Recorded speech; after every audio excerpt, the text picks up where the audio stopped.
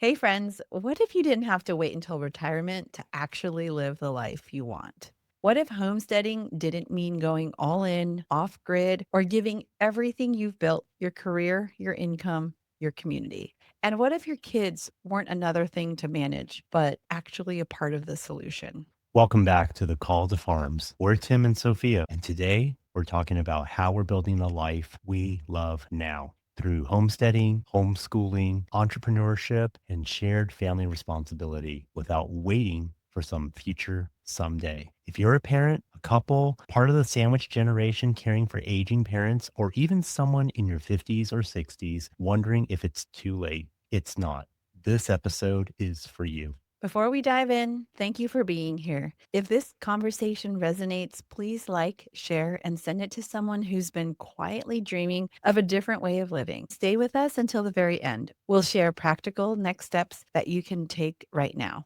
All right, friends, let's jump right into it. You don't have to wait for retirement to live well. It is absolutely a myth that we have to wait for some magical age of turning 65 years old and then finally living the life we've always wanted. In the last year, we've lost several of our favorite aunts and uncles, and they had retired several years ago. Actually, a lot of our mentors or people that we have looked up to, after they hit retirement, they seem to have a lot of health struggles. And maybe that's just unique in our circle, but we've seen, for example, my favorite uncle from several months ago, you may have listened to one of my podcast episodes. He retired and he was an anesthesiologist, worked his entire life here in the United States, fled Vietnam, came here, became an anesthesiologist. And at retirement, he was diagnosed with Parkinson's and he struggled for years. It was a very rapid decline until his ultimate passing last year. So it's just really made us think about how we want to live our life and carry each day. Yeah, and coming from the military side of the house, I have so many stories about people who have dedicated their lives to be in uniform. And then once they retire, they pass away almost immediately or a year or two after they get out. And I know many of my peers, we just chalk it up for, well, maybe they're used to this fast pace of living. And when they got out, they didn't know what to do or their body couldn't adjust. It just failed. But I'm under the belief that when you give your life, and many of us have to work every single day, and all of us as hardworking Americans work to pay the bills, to feed our families, and we don't have a choice. But we're always shooting for this goal and this goal of getting to that someday I'm going to have enough money. Someday I'm going to be able to retire and then do what? And the reason why we're bringing this up is because I'm getting so many calls of people who are retiring or almost about to retire, and they are finally able to achieve their dream of owning land, owning property that they can finally homestead on. I think that comes in waves because Mhm. we've talked about this at least a year and a half ago, where we said that was kind of the demographic we were seeing. It's all over the place, but I think that in the last several months, yes, we are seeing another wave of retired folks coming to realize maybe it's a seasonality thing. It may be. And so it has brought up the question, and Sophie and I, we talk about these things and why are we having to wait? Is it a finance thing? Is it a family thing? Actually, 2 days ago, I had a call and this couple said that their children are finally out of the house or they're going to be graduating and out of the house and they can live the life that they want and they want to start homesteading. So that begs the question, how can we live the life that we want now? Why do we have to wait for a certain age? Why do we have to wait until we have amassed a certain amount of funds? Why do we have to wait until the children are out? Why can't it be done now with the children? Why can't it be done now with the finances that you have now? And how do you define homesteading? How do we all define homesteading? Does it have to be owning land with a red barn with hundreds of acres? Could it be 1 acre? Could you start homesteading where you're at now in your condo, in your residential home, in the suburbs, or in the city? And that's what we're going to be diving into. And it's not just about homesteading, right? It begs the question of what other things are we waiting for? We're not promised another day. We're not promised another minute. How do we define retirement? And we've talked about this too, because if we can change what we think about retirement, what they tell us to wait until 65, fully vest into your 401ks and your Roth IRAs. But if there's another another way that we can define it, and this is something we've talked about for 2026, is it more of where we don't have to work, where we can continue to work and do the work that we love and feel called and led, but not have to be tied to our financial reasons as to why we're staying in our certain area and stage of life, which is why we have talked about cash flow, the game. We have enjoyed playing that with our children, with our game nights with our friends, and really diving deep into Robert Kiyosaki, looking into the infinite banking concept and things that we've shared about how to get out of debt. Because if we can get out of the rat race together, that just means that we can solve bigger problems together as a community. So, going back to what we talked about, which is if we continue to delay the life that we want, it often means that we never start. And I am thankful for 2020 because it gave us 2020 vision. I think that if we didn't have 2020 happen and where we were in California and how tight things were, where they locked us down and shut us down, I don't think that we would be here with you today sharing our lives, our stories, and helping countless of families all across the country reach their dreams and inspire them. So I'm really grateful for 2020, and I'm going to look at it with rosy colored lenses to say that though we had a hard 2020 where we lost, I want to say, a good portion of our friends and colleagues because we wanted to stand up for our values and be free because we fought for your freedom. We didn't want anybody to impose what they wanted us to do. And so that really challenged us to think, well, then how do we create this life where we can be more free and separate, creating a separate parallel system where we can grow our own food and not be beholden to the powers that be? And I almost feel a little bit more vindicated on the political scheme. A lot of things are coming and being brought to light. Things that 6 years ago people called us crazy for thinking and believing. Mhm. And so now, as the Epstein files are coming true and people are starting to open up their eyes, I think that's probably another reason why we're seeing an influx of people reach out to us in the I last think couple of so. weeks because of the work of our favorite Senator Thomas Massey. Kudos to him Yes. and bringing light to a lot of the truth and the things that we knew and really hope that wasn't true, but we knew that whether or not it was true, that we were going to have to live a life that was more sufficient and within a community that could support Yep. one another. I'll make a quick correction. It's Congressman Oh, Thomas Massey. And yes, we're grateful that he is bringing truth to light. And I wanted to touch on that because we were just talking about a couple of days ago, or maybe it was just earlier today, about how looking back in 2020, just how upset I felt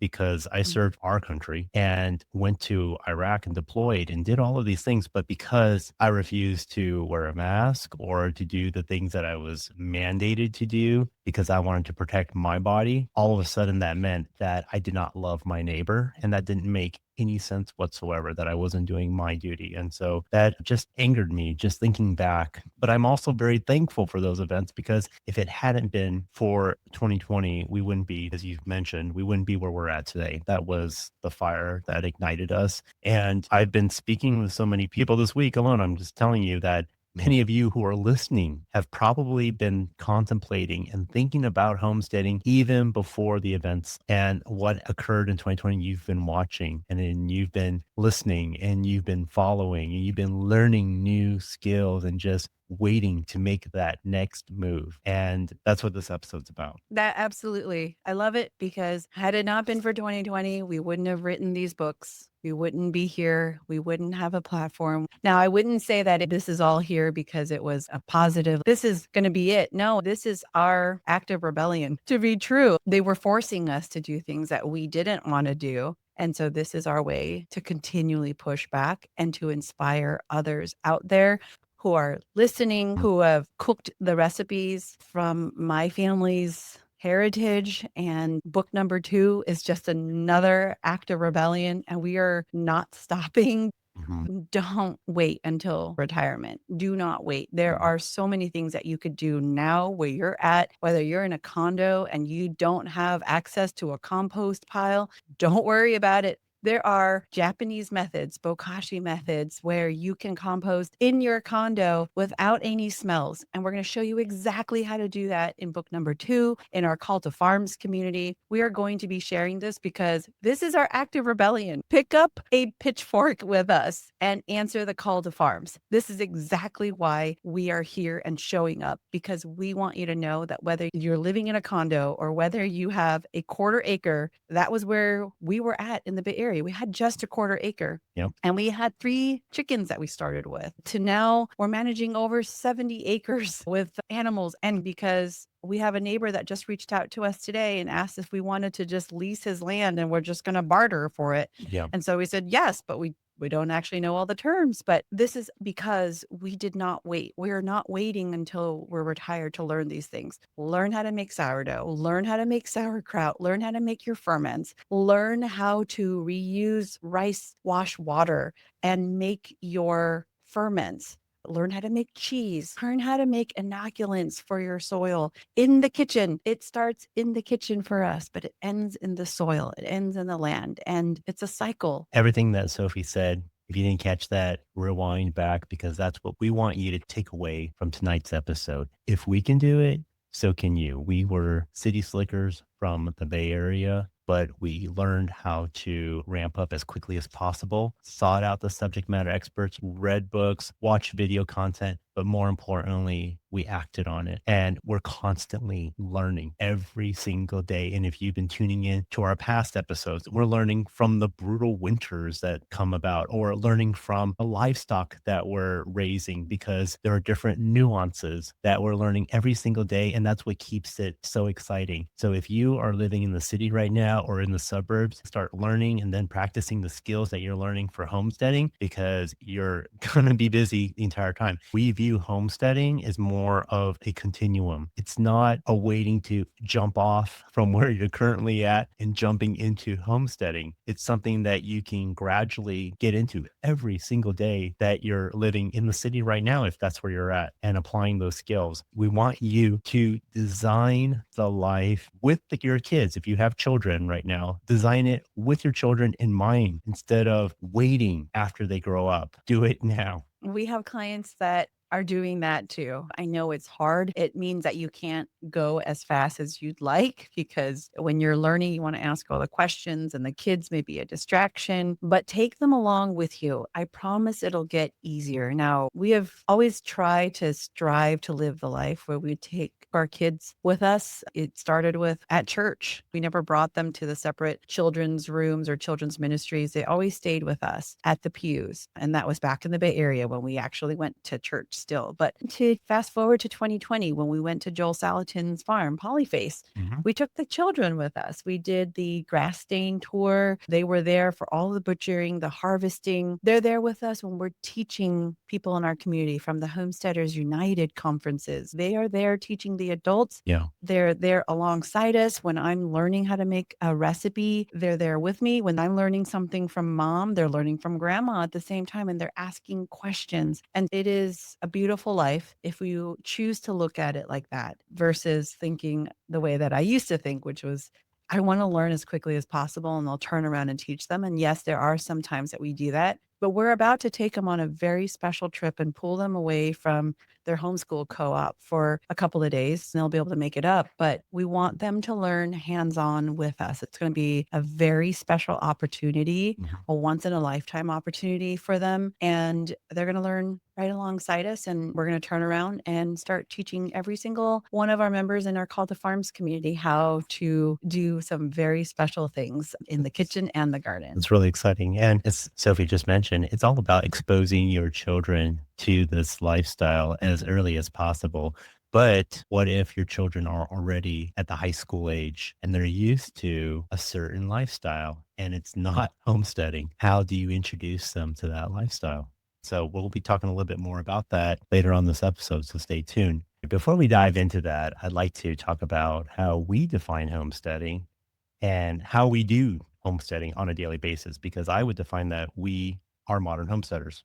Okay, how do we define homesteading and how do we define modern? In my mind, and you can chime in here, that homesteading is doing things the traditional way of how we used to do things before modern conveniences and growing things by hand, which is a great thing, but refusing all sorts of technology and being able to just do it as simple as possible, knowing exactly where our food comes from and doing that as a full-time job. Okay, that's how you're defining homesteading. That's how I define it. Okay. Well, I define homesteading as a lifestyle. Mhm. It's a lifestyle where you question, how do we do things without our modern conveniences? So, without the microwave, and then focusing on the things that are most nourishing for us. Again, this is my definition. So, making sure our meals at the very most we can cook from scratch and we know where the ingredients are coming from. Mhm. It's kind of the single ingredient household. There are very few things that we still need to go to the grocery store for. So that's a fun challenge. Homesteading for me is a fun challenge to not have to be dependent on any of the systems. So whether you think about our utilities, our Mhm. water, our Right? electricity, our heat, and going off grid, cooking each meal. Where is it coming from? Did we raise it? Did we have a hand in raising it? Did we make the yogurt? Did we milk the cow? It's a lifestyle for me and a mindset.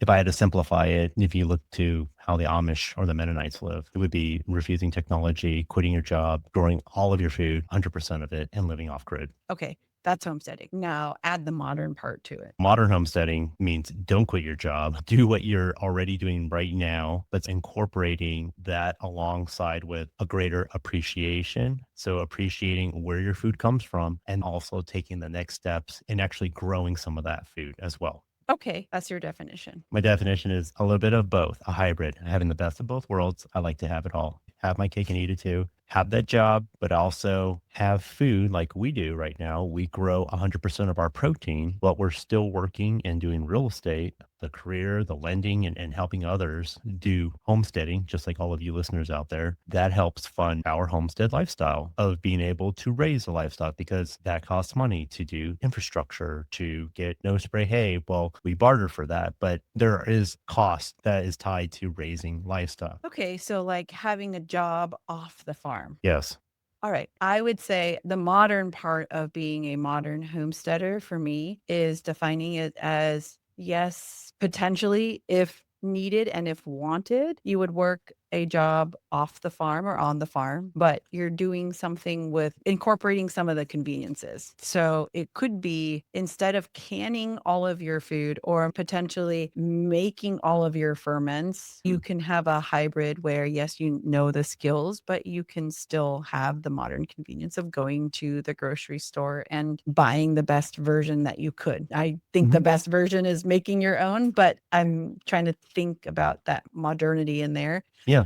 And then also incorporating some of the modern technology that we have access to today. So we can get the ball waters for cattle out there so that in the middle of the freeze, we don't have to carry 5-gallon buckets of hot water for them. The chickens have access to a drip water system. We also have radiant floors, for example, radiant heating on our basement floors. We do. So that to me is the examples. I mean, it's kind of a luxury to have that, but it's a modern convenience and that we shouldn't be ashamed if we have the ability to do that. What I wanted to talk about though is that in terms of the food, you were talking about seeking healthier foods. And if you can't grow every single thing, that's fine. There's no shame in purchasing that food. If you're trying to get organic foods or going to a local farmer's market and trying to source it more organically, or if your budget doesn't allow it, if you just go to the grocery store and you have to buy just regular food, but you're making it from scratch, it's just the pursuit of learning, implementing what you're learning, and having a greater appreciation of where Right. our food comes from. Yeah. I think being a modern homesteading family, Mhm. it's not about all or nothing. We don't need to quit your job. We don't need to grow 100% of our food. We don't need to live off grid and we don't need to abandon city conveniences.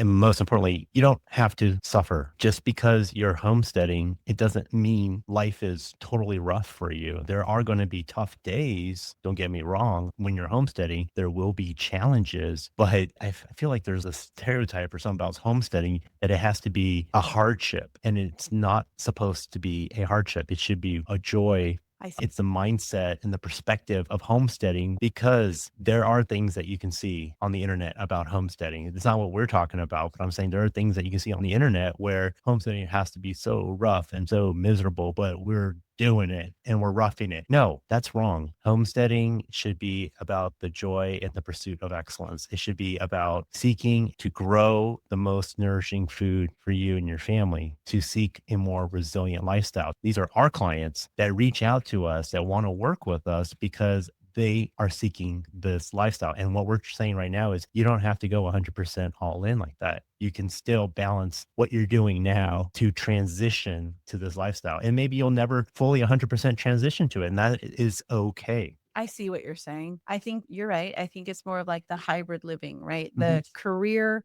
and the land, the town and the country, the income and the resilience. It's not an all or nothing. And it does go back to the mindset. I think Yes. homesteading is a lifestyle, it's a mindset. I remember that we were milking straight for 2 years at that point because I didn't want to let go of the milk. And I made sure that when we were breeding our cows, that they were going to be staggered. Even though we weren't going to have all two in milk, we were going to have one in milk at least to carry us through the winter. And that winter was a very rough time for us to Mhm. milk, but we went through it. We actually lost a cow due to pneumonia because we got a third cow that year. And we talked about it here on the podcast if you'd been following us. I think not this winter, but the winter prior to that, you had said, I think we need to not milk over the winter time. And I remember feeling, homesteaders, how do we not milk? Like, what are people going to say? We What do need we to. do?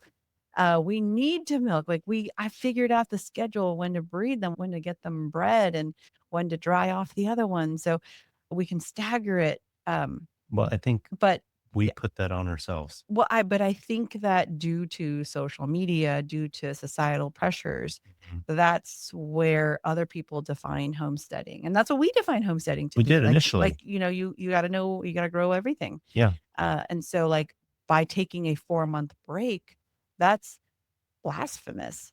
And so I remember that conversation, but, like, thank you for that because if you hadn't opened up my eyes to like, "Hey, babe, we need to take a break for a couple of months and then get right back into it," and we go hard for 8 months with our dairy, and then we and the ladies, they get a break for 4 months, and that's so good because we're able to breathe for kind of the roughest time on our homestead, where we don't have to be out there and be miserable together. Yeah, thank you for listening too. I know it's counterintuitive because it's more efficient to have the cows in milk year round or actually have a cow and so we staggered. But we need to think about our rest and our breaks and not get caught up about having a certain expectation on ourselves as homesteaders and defining what homesteading is supposed to be in our minds. And maybe it's a little bit of pride, but we're trying to tell you right now, and we're saying it to you, give yourself grace when you get into homesteading. Make homesteading work for you in whatever circumstance you're in, whatever your budget's at, whatever job you're working in right now, and whatever you can afford for your property. That's homesteading, and that's okay. You know what? That's better than okay. That's great. That's beautiful because if you're taking the next step in the homesteading, you're better off than almost like 80% of the people out there who haven't been able to take that next step. And we're saying that modern homesteading is a great thing. Like it is okay to embrace some technology, the job, to working outside if you have to work outside, but also growing and doing your best and growing your own food. Yeah, So I love it. yeah, that's modern homesteading. And not only that, what we find that's most beautiful about homesteading, and we wouldn't be able to do this alone. We have to do it not only with community, but with our own family. And it starts with those who are living with you, whether they are older and you're like us in the sandwich generation, taking care of aging parents and also having younger children. How do you utilize everyone so that they are empowered and feel responsible and are responsible for certain chores on the homestead so that it all works together harmoniously. Mm. Yeah, that's always been a challenge. Our youngest was 3 years old when we started urban steading on our quarter acre, and our eldest was 7, Mhm. and we really dove into it. But even back then, we had them with us, like, they were helping us start the seeds. They helped build the soil. They helped put together the planter beds. They actually had their own planter beds. One had full of strawberries. Another one Mhm. had the vegetables that she had wanted. She wanted cauliflower and broccoli. So that was fun. My earliest memories with mom were always in the kitchen. Mm. And so I think it's just natural that they're in the kitchen with me and with mom. And sometimes it can be crazy to be in the kitchen with mom. You ever been in the kitchen with an Asian auntie? You know, be careful, get out of the way. Through that all, we homeschool our kids, and so it doesn't mean recreating a classroom at home for us. It No. was always we started looking into homeschooling because we wanted them to get to mastery. That was it. How do you get to mastery as quickly as possible? And, and it was learning through different things like our food systems and learning responsibility, learning different skills and learning how you learn, how they learn themselves, and then learning our family's rhythms and how can you help.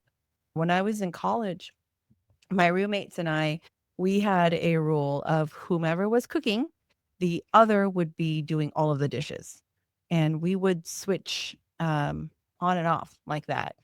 And so it was just natural that we have that implemented at home. If I'm cooking, somebody else is doing the dishes, or we have just the rhythm, right? In the morning, the dishwasher has to be unloaded. We reset the kitchen every single night. We don't go to bed until it is all clear. I've told them too that if you see the sink is full, that's mommy's stress level. Just get it clear and we clear it. We close the kitchen up every night. And Yeah. same thing with our laundry. We start it first thing in the morning and by noontime, it's all done and everything should be folded and put away. I think it's important to set that expectation with your children, and we've instilled discipline and responsibility for them in terms of we want them to be proactive. We want them to use their eyes. If you see that something is unkempt in the living room, then go fix it. If there are clothes that were just dry that need to be folded, then fold it and put it away. Don't wait on mom and dad to tell you to do it. And these are expectations that we set out, but we also reward them. We also include them on daily life things. We don't just throw them into something and see them struggle. No, they're going to be doing things right alongside with us because homeschooling and the way that we view the classroom is inside and outside, dealing with our neighbors and dealing with cattle, just dealing even with real estate. And they hear our conversations that they are constantly learning and we're teaching them. And what's important about how we got them involved, and you said with like planter beds and things like that, you make it fun. You include them. Hey, look, we're out here doing this. And they see, and this is something that I learned from the military, like as a leader, like the soldiers will see me do it and they'll learn from my actions. Mm. Same with, so they learn by doing, and you model the behavior as a parent. And so with our children, that's what we do. And this may or may not work for you, but we're sharing how we implemented these things and how we've had our children start becoming at an early age embracing the homestead lifestyle and then becoming an integral part of it to a point where homesteading is not the tough hardship that you'll see on the internet because it doesn't have to be.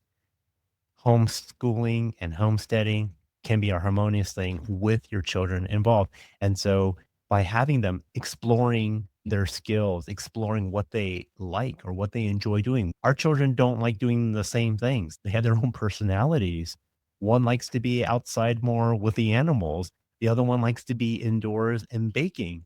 And we lean in towards what their strengths and we have them become the main point of contact for whatever that is. So if one person is in charge of doing the sourdough, our eldest, because she learned from Sophie, then she is the main person doing the sourdough. But the little one will also learn from the older one. It's redundancy. But only because the older one said, "Hey, I'm the only one making sourdough, so nobody's allowed to eat my bread anymore." And Okay. Well, we all want to eat the sourdough. It's we all delicious. wanna eat it because when it comes out fresh, like, she Yeah. spent hours, right, fermenting, and we do long fermentations, and a lot of love goes into it. The second it comes out of the oven, it's gone in, like, 60 seconds. And so she started putting away the sourdough and then imposing rules, and so the younger one's like, "Hey, why don't you teach me how to do it, and I'll do it on my own." So Yeah. but, But education for us is we always saw it as a preparation for real life.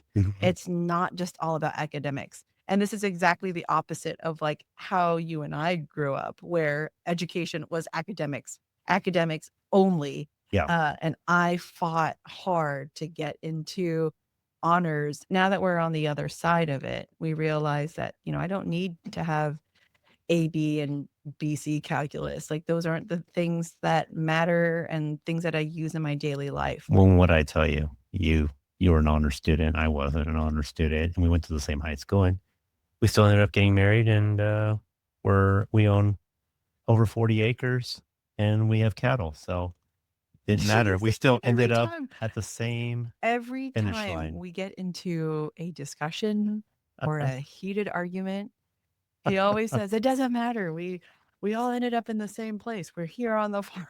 40 Well, acres. I don't know what that's supposed to mean. you and I have different personalities, and the way that we view problem sets is very different in how we approach them and how we solve them. But I mentioned it back to you. It's kind of more like tongue in cheek that it doesn't matter how we solve the problem. At the end of the day, we still get back to the same solution, and that we're still doing what we want to do right now together. I guess I Yeah, didn't need to take my calculus BC then. didn't need to do that. You didn't need to do pre med, and I didn't have to go to the military. I guess so. I don't know. Well, we wouldn't be where we are today if we Yeah, didn't go through all the things we've gone through. I do So believe that. Yeah, our I experiences shape us. but the transition for us that we've taken has always been in small little tiny bites.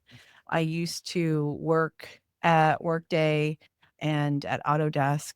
Being in the tech industry in the Bay Area, it was career suicide to even think about working remote.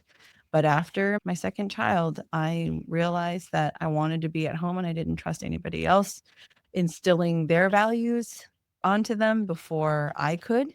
I didn't trust anybody else to watch them and I wanted to be there for them. So I took a different career move and I ended up working for one of the best startups at the time. It was a unicorn startup called Envision, but allowed me to work remotely with top talent all over the world. From there, because of that, we started homeschooling our children because we realized that we wanted to teach them to mastery and then learned the whole gamut of what that meant as a parent and the role that we have and how we want to teach them and instill our values. And so we're continuing down that path. If not, we've like doubled down and quadrupled down on making sure that they know where our values are and how important it is to stand true to them to the point where in 2017 we bought our quarter acre in the Bay Area, started growing our own vegetables prior to 2020. And by the time 2020 happened, we realized we needed a reliable protein source and a regenerative one at that. And so we got our first egg laying chicken hens. Then we moved over to 6 acres up in Lincoln, California. Then, after learning a lot of hands on from Joel, we took 3 trips out from 2020, 2021 and then moved out to East Tennessee to another 5-acre property where we learned even more things about growing with microclimates and building community. And one of the things that we need to talk about still is how we built community. You know, But then from there, we then now are on 40 acres. We have land that we lease out to farmers. And then we also have land that was given to us to lease so that we could help our elderly neighbors manage their land and their properties. And it all happens in little bite-sized pieces. Maybe for us, it's a little bit different. We just aren't the type to jump into something so quickly without burning out. Just because we are the sandwich generation, we have to think and take into consideration our aging parents, our younger children, and the fact that we're all both still working in an industry where it is pretty locale dependent. And so for us, the transition had to happen in little bites, not in leaps. We just want to encourage you that you don't need to have the perfect clarity.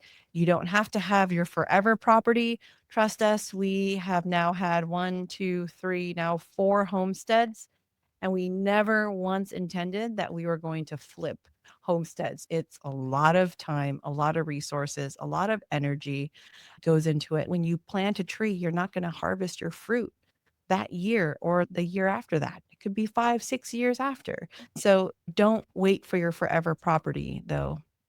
Take the time to learn some of the skills. You don't need to learn all of them all at once, but you will need to have the next step. You will need to have the right questions and you will need to have the right guidance. Yeah. Don't wait for perfection. This is something that I tell all my clients because I would say 99, if not 100% of my clients, they have spreadsheets. They know exactly what they're looking for, and they're very particular as to what they're looking for because they've been researching for several years. Same thing goes for homesteading. Don't wait until all the conditions are absolutely perfect because they'll never be absolutely perfect. But it's better to just start implementing what you've learned today so that you can improve upon it because you're not going to get it perfect the first time around and you're going to have failures. Just get those failures out of the way so that you can start getting those wins and start building that confidence. And that's exactly what we did when we moved to these smaller homesteads, when we moved to Lincoln, when we moved to the first 5 acres in Tennessee. We gained our confidence. We built up our confidence from what we learned in these different climate zones and growing not only different produce, but also raising different livestock in these different environments and applying what we learn from Joel or applying what we learn from what we've watched on YouTube or from what we gained from our neighbors. That is something that is better to start sooner than to wait until you feel or think that it's going to be the right time. So that leads us to, you touched upon it, community. I do want to talk a little bit about community. This is something that as an introvert, it's more difficult for me to reach out and say hi to strangers. But what if you're moving to a location like we did? We moved to an area where we didn't know anyone. How do you start building community from scratch? Are you looking to me because you're the introvert? I am the introvert, so I look to you. I was blessed to have a partner who is more extrovert. So she opened the door, and then I was able to walk through it and then be able to go deeper with individuals and work deals out in terms of, like she mentioned, we have a neighbor who asks us if we wanted to lease an acre of his property. And I would be the one executing that and building fence work and getting the cows over there. But Sophie's the one who opens the door for me. Now, if you are introverted and you don't have a partner who is extroverted, that's okay because I find that a majority of homesteaders who I work with are pretty much introverted. They want to stick to themselves. But that isn't to say that it's impossible because you are able to still have community because we have meetups and pretty much most of the people are, I would say they are introverted, but they want to teach. I don't know if I would consider myself an extrovert. We I'm tested, you're like a slightly over, you're I'm slightly extrovert. 5. I'm right between 1 and 10. So, anyhow, all that to say that I'm not a 1, but I'm also not a 10. Like, I can be, but it's not something that I naturally gravitate towards because I'm very happy in my nook. I think this lifestyle is perfect for introverts. And I love the way we live on the side of a mountain away from people. I love Nice. going out to Okay. meet people in little spurts and then I like to come back. So just like we were just talking about in terms of transitioning in bites for homesteading, same thing applies for growing your community Yeah. in bites. I do come out in waves. I'm starting to come out again in our community, but it's also been 2 years since. Mhm. I'll give a couple of tips, and this could be a whole separate podcast episode, I Yeah. think. When we found our community here, that community, you can find them a lot of different places. If you go to church, that's an easy one. If you go to school, fantastic. If you're part of a homeschool co-op, that's another.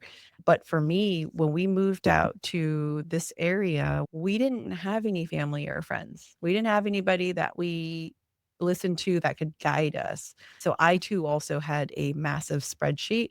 We have talked about putting together a template for our clients. The last home buying webinar that we had, for an overwhelming amount of people said they all wanted the spreadsheet. Our clients have given us their spreadsheet, so we'll just create a master one to share with everybody. And if you want one, let us know down below that you'd be interested in the spreadsheet, and we'll make sure that it's a priority to create ASAP. I went into a lot of these groups that were around homesteading. This was years ago, prior to us even considering East Tennessee where we're at. But I had gone into the Ozarks homesteading, and I still am. I'm in an Oklahoma group for homesteading. I still am today. I was in that but while we were in California, not even considering moving out of California. I was in that group because I thought, well, all these people in East Tennessee and that are homesteaders are next level. And I was inspired by them. So from there, I started looking into these parallel societies, parallel systems, one of them being a cryptocurrency group. And from there, you just go down all these different directions and conversations. And I talk to different people and ask them things. And eventually, when we planned our trip out here, I made sure that we got to meet 12 different families that had moved here recently, and we had planned a luncheon, and it was actually like a speed dating experience because we only had 48 hours in East Tennessee, and I just went down the line and asked people all of the hard questions because I'm a lot of fun now after 2020, but I wanted to know who the people were in this community because you can't tell that from an MLS listing. You can't tell that from a Facebook group. You can't tell that from anywhere online. It has to be in person, and it has to be talking to people face to face and asking them hard questions when you've just met them because they've got nothing to hide. So from that, we got invited to look at people's private homesteads. It wasn't even part of a tour that our realtor at the time, she had no access to this, but it was because of the community that several people, when we met them, they said, "Come to our house and check out what we have." And they gave us a whole tour of their, like, basement and their food and their preps and everything, and I was like, "Oh my gosh, this is incredible." I think towards 4 different community members' homes, their homesteads, and we got a backyard full view of what they had already been building, and I thought, "This is really neat, and the people here are really special." I remember the criteria for us was to find a homeschooling, homesteading family that believed the same things and shared the same values as we did, because we didn't have even one of those families in California. Though we had, I would say, the homestead property out there. It was the best one by far by the way it was designed and built, but without community, that is the number one reason why we left, to find community. The first year that we moved out here, Tim was actually still back in California, making sure that he was wrapping up the farm. Yeah. By the way, when we got back from that 48-hour trip, we were already in contract. I had then moved with the children out on our own to stay out here for almost a year before you were able to get out. And Tim was going back and forth for a lot of it. And so that was really tough for our family, but we made it through. And during that time, I made sure to talk to everybody, physically talk to people at the local co-op, at the farmers. There's this one unique story. I don't know if we've shared it here, but I remember I was driving home with the children, about to turn home, and there was a truck that came and was driving towards me, and the license plate was very distinct. And I don't know, it happened so quickly, but my hands just grabbed the steering wheel and pulled him over. and pushed him off the road essentially. And I said, "Hi." I wanted to see if he lived here or if he was visiting somebody, but they had their values very clearly stated on their license plate. That relationship and that conversation now has blossomed into a beautiful relationship with their entire family. And they're also a multi-generational family. They share the same beliefs as we do. And it was a divine meeting for us. And our families we're doing life together. It's incredible because I never would have done that. I've never done that since. I've never pulled someone like run someone off the road. But his license plate was so clear. It was almost magnified in an instant, and I've never had that experience before. And it Yeah. was all in slow motion, but also really quick at the same time, and so I I don't know really how to advise people to find community in that sense, That was a God thing, and um, it took a lot of courage for you to do that. but I didn't even think about it, and I Mhm. don't think that I would ever do that again, and I tell the kids not to do that. No, it's not something we would normally do. But it was very clear, and so it's a huge blessing for us to have the community that we have today, but it takes a lot of time, It does. and I find it very unique because it's different communities that the people that we are a part of aren't part of one whole, but it's shared values, and it's definitely amongst givers. It's not something you can just purchase land and then quickly find community like that. It takes time to build, but knowing where to look, whether it's joining these online groups or, and in addition to that, physically Mhm. visiting the communities, going into the local co-ops, going to the local coffee Coffee shops, shops, yeah. and spending time with the locals and actually asking questions and introducing yourself. So for someone like me who's introverted to come out of my comfort zone just to say hello, and I don't think it's just a southern thing, but it does take time, whether it's in a new if you're a new person in a community, the people who live there are going to be a little wary about you being a stranger, but you just show who you are, what you're looking for, and ask the question out of curiosity. And 9 times out of 10, people are going to be friendly. People are going to want to answer your questions. Especially if it's going to be the right community. If they're not, then obviously that's not the right community for you. But you have to figured that out first before you invest and purchase property in that community. And not only does it take time and energy to build community, to start it up, but it also takes time and energy to maintain it, to continue to check in on community members, to give more than you take, and to teach others your skill sets to the rest of the community and being involved. Like this coming week, I'm going to be teaching about homestead security to our local group. And that is something that I am looking forward to doing because I want to give back. I want to lean towards my strengths and be able to give back to the community, which has given so much to me when I came out here and transitioned into this community. It's a really beautiful thing. Yeah, it is. To wrap up, we want to make sure that you understand a few things, and here's some key takeaways. One, you don't need permission to start. Start now, start where you're at, start where you can. Two, you don't need to do everything yourself. Lean into your partner, your children, those that you're living with, and your community.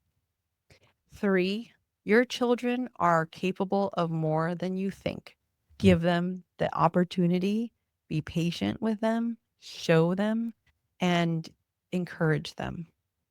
Four, homesteading can fit your life. We always said that we make homesteading work for us. It doesn't replace our income.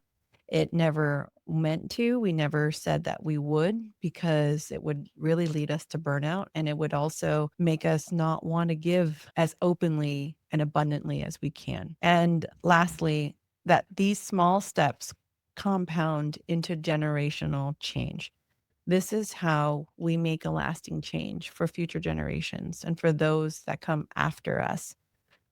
We are at a pivotal point in our history where we are the last generation to remember the days without these cellular phones in the palm of our hands and to be able to share with them the things that we learned as a child, the things that we can still capture from our elders, our ancestors that came before us, and to pass that down to our children, to teach them hard work, integrity, and ethics, the things that we see disappearing today at a very rapid rate because of these devices in their hands.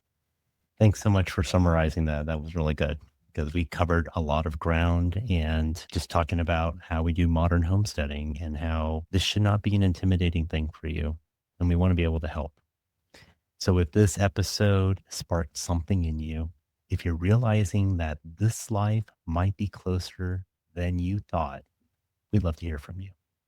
Reach out to us, whether you're just starting to explore land, you have questions about homesteading, thinking about financing and what your options are in affording property, or just trying to figure out if this fits in with your season of life right now. We're here to help you take that very next step. Just reach out to us. And if this episode encouraged you, please share it with someone who needs to hear it so that they don't have to wait. Please like it, subscribe to our episode, whether you're listening to it on YouTube or on Spotify or on Apple or wherever you're listening to on the podcast. We'd be very grateful. Thank you so much for joining us. We have links below. Please click to learn more. Until then, stay healthy. Bye, friends.